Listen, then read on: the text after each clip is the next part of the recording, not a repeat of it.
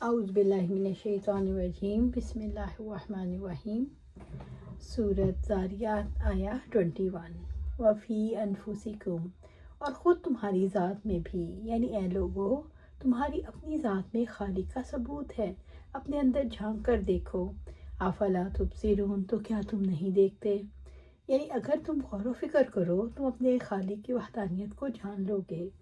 ابن زید رحمۃ اللہ علیہ نے اللہ تعالیٰ کے اس قول کے بارے میں آیت تلاوت کی، وَمِنْ آیَاتِهِ أَنْ خَلَقَكُم مِّن تُرَابٍ ثُمَّ إِذَا أَنْتُمْ بَشَرٌ تَنْتَشِرُونَ، اور اس کی نشانیوں میں سے ہے کہ اس نے تمہیں مٹی سے پیدا کیا، پھر یکایک تم انسان ہو کے پھیلتے جا رہے ہو۔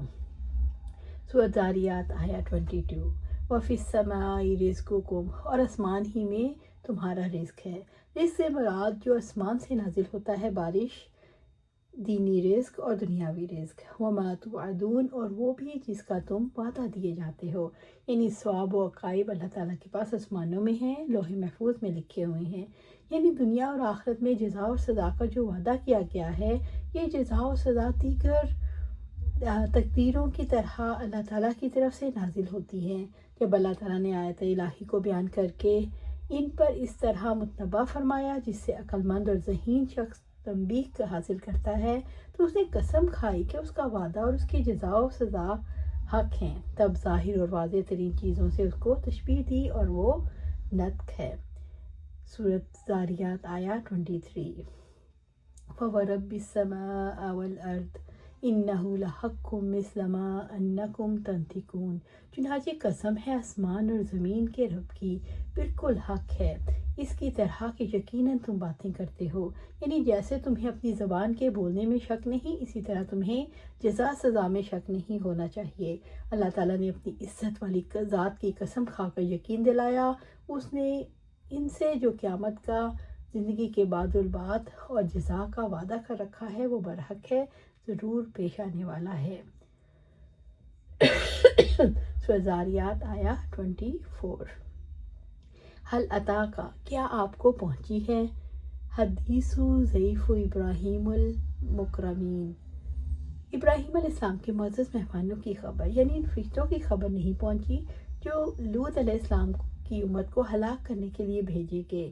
ان معزز فرشتوں کو رب العزت نے حکم دیا کہ ابراہیم علیہ السلام کے پاس سے ہو کر جائیں۔ فرشتے معزز مہمان کی شکل میں ان کی خدمت میں حاضر ہوئے۔ اس سوال سے نبی صلی اللہ علیہ وسلم کو بتایا جا رہا ہے کہ آپ اس قصے کے بارے میں نہیں جانتے، وحی کے ذریعے آپ کو خبر دی جا رہی ہے۔ سورۃ ذاریات آیا 25۔ اذ دخلوا علیہ وقالوا سلاما، جب وہ اس کے پاس داخل ہوئے تو انہوں نے سلام کہا۔ جب فرشتے ابراہیم علیہ السلام کے پاس آئے تو انہوں نے کہا قال سلام، اس نے بھی سلام کہا۔ ابراہیم علیہ السلام نے جواب دیا تو کہا تم پر بھی سلام ہو۔ رب العزت نے فرمایا اور جب تمہیں سلامتی کی دعا دی جائے تو اس سے بہتر سلامتی کی دعا دو یا اتنا ہی لوٹا کر دو، یقیناً اللہ تعالیٰ ہمیشہ سے ہر چیز کا پورا حساب کرنے والا ہے۔ قوم منکرون، کچھ اجنبی لوگ ہیں، یعنی تم اجنبی لوگ ہو، اپنا تعارف کراؤ۔ سورۃ ذاریات آیا 26۔ فراغ الی اہلہ، بس وہ چپکے سے اپنے گھر والوں کی طرف گیا، وہ چپکے سے اپنے گھر گئے تاکہ مہمانوں کی ضیافت کا سامان کر سکیں۔ فجاء بعجل سمین، تو وہ ایک موٹا تازہ بھنا ہوا بچڑا لے آئے۔ ابراہیم علیہ السلام اپنے جانوروں میں سے ایک موٹا تازہ بچڑا بھون کر مہمانوں کے سامنے لے آئے، جیسا کہ سورۃ ہود میں ہے، اے میری قوم، یہ اللہ تعالیٰ کی اونٹنی تمہارے لیے نشانی ہے، چنانچہ اسے چھوڑ دو، یہ اللہ تعالیٰ کی زمین میں کھاتی پھرے اور اسے برے ارادے سے ہاتھ نہ لگانا ورنہ تمہیں قریب کا عذاب پکڑ لے گا۔ سورۃ ذاریات آیا 27۔ فقربہ الیہم، پھر اسے ان کے قریب کیا۔ ابراہیم علیہ السلام نے بچڑے کو فرشتوں کے قریب کر کے فرمایا قال الا تاکلون، اس نے کہا کیا آپ کھاتے نہیں؟ کہنے لگے آپ لوگ کھاتے کیوں نہیں؟ سورۃ ذاریات آیا 28۔ فأوجس منہم خیفہ، تو اس نے ان سے دل میں خوف محسوس کیا۔ ابراہیم علیہ السلام کے مہمانوں نے کھانا نہیں کھایا تو جیسا کہ رب العزت نے فرمایا تو جب دیکھا ان کے ہاتھ اس کی طرف نہیں پہنچ رہے تو انہیں اجنبی جانا اور ان سے ایک قسم کا خوف محسوس کیا۔ انہوں نے کہا ڈرو نہیں، بلا شبہ ہم قوم لوط کی طرف بھیجا گیا ہے۔ سورۃ ہود آیا 70۔ انہیں خوف محسوس ہوا قالوا لا تخف، تو انہوں نے کہا ڈریے نہیں۔ فرشتوں نے ابراہیم علیہ السلام کی صورتحال بھانپ کر کہا خوف نہ کرے۔ انہوں نے ابراہیم علیہ السلام کو اس مقصد سے آگاہ فرمایا جس کے لیے وہ آئے تھے، یعنی انہوں نے بتایا کہ ہم لوط علیہ السلام کی قوم کی طرف بھیجے گئے ہیں۔ وَبَشَّرُوهُ بِغُلَامٍ علیم، اور انہوں نے اسے ایک صاحب علم لڑکے کی خوشخبری دی، اس سے مراد اسحاق علیہ السلام ہے۔ یہ خوشخبری ابراہیم علیہ السلام کی بیوی سارہ علیہ السلام نے سنی۔ سورۃ ذاریات آیت 29۔ فَأَقْبَلَتْ، تو آگے بڑھی۔ ابراہیم علیہ السلام کی بیوی خوشی سے فرشتوں کی طرف متوجہ ہوئی، فی سرۃ، حیرت میں، یعنی انہوں نے چیخ ماری۔ فَسَكَّتْ وَجْهَهَا، بس اس نے اپنے منہ پر ہاتھ مارا۔ یہ اس نوع کی کیفیت ہے جو خوشی اور مسرت کے ایسے اقوال و افعال کے وقت طاری ہو جایا کرتی ہے جو طبیعت اور عادت کے خلاف ہو۔ وقالت عجوز حکیم، اور انہوں نے کہا بانجھ بڑھیا۔ قالت یا ویلتا أَأَلِدُ وَأَنَا عَجُوزٌ وَهَذَا بَعْلِي شَيْخًا إِنَّ هَذَا لَشَيْءٌ عَجِیب۔ اس نے کہا ہائے میری بربادی، کیا میں جنم دوں گی اور میں بوڑھیا ہوں اور یہ میرے شوہر بھی بوڑھے ہیں؟ بلا شبہ یقیناً بڑی عجیب چیز ہے۔ سورۃ ہود آیت 72۔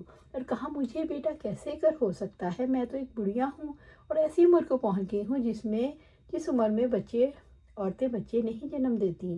اور انہوں نے کہا میں تو بانجھ ہوں، میرا رحم بچوں کو جنم دینے کے قابل نہیں۔ پر یہاں دو اسباب ہیں، دونوں ہی بچے کی ولادت سے مانی ہیں۔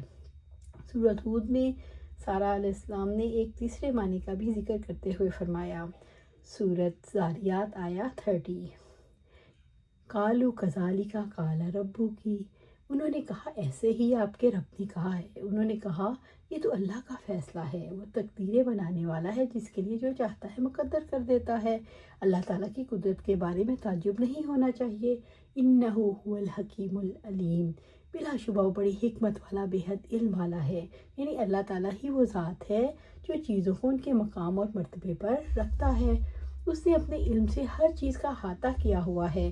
اس کی حکمت کے سامنے سر جھکا دو اور اس کے انعامات کا شکر ادا کرو۔ اللہ تعالیٰ نے بڑھاپے میں بیٹے کی خوشخبری سے اپنی حکمت کا شعور دلایا کہ آنے والے بچے نے اس دنیا میں کیا کردار ادا کرنا ہے۔ اس کو ماں تو نہیں جانتی، لیکن اللہ الحکیم وہ ساری ضرورتوں مسئلوں کو خوب سمجھتا ہے۔ اللہ تعالیٰ نے علم والے لڑکے کی بشارت دے کر اپنے علیم ہونے کا شعور دلایا۔ ہر ایک کا علم اس کے پاس ہے، اسی کے علم سے جہان بھر میں ہر طرح کے فائدے حاصل کیے جاتے ہیں۔ اللہ تعالیٰ نے علم والے لڑکے کی بشارت دے کر یہ شعور دلایا کہ ہر زمانے کے حالات کا علم رب کو ہے، وہی اپنے علم کے مطابق جہان میں لانے کے فیصلے کرتا ہے۔ اللہ سبحانہ تعالیٰ سے دعا ہے ہمیں قرآن و سنت پر عمل کرنے کی توفیق دے، اس پر جما دے اور جنت الفردوس کے اعلیٰ مقام پر اپنے پاس گھر عطا فرمائے۔ آمین یا رب العالمین۔